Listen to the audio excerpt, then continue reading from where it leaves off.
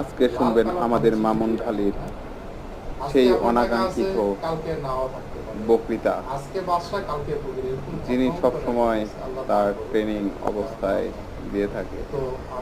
আশা করি বক্তৃতাটি ভালো লাগবে। আসসালামু আলাইকুম। সেই আজকে আমরা এখানে যে বসে আছি, অডিয়েন্সে যারা বসে আছে, ছাত্রছাত্রী আমরা, তো এখানে আমরা সকলে বিভিন্ন রুচিশীল পোশাক পরেই বসে আছি। আমরা কিন্তু আদিম যুগে না যে গাছের ছাল পালা নিয়ে বা বিভিন্ন রকম পোশাক না পরে চলে আসছে। টেলারিং এমনই একটা বিষয়, মানে সভ্য জগৎ থেকে শুরু করে যতদিন সভ্য জগৎ থাকবে ততদিন পোশাকের কদর থাকবে। দিনে দিনে জনসংখ্যা ক্রমশই বাড়তেই আছে। এই টেলারিং এর চাহিদা কখনই শেষ হবে না।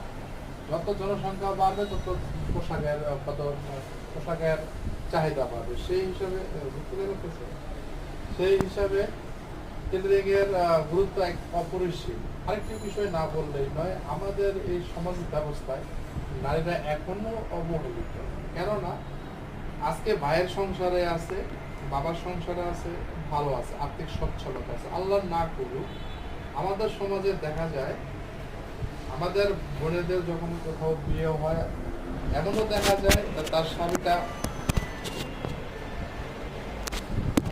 হ্যাঁ শেখ ভাই,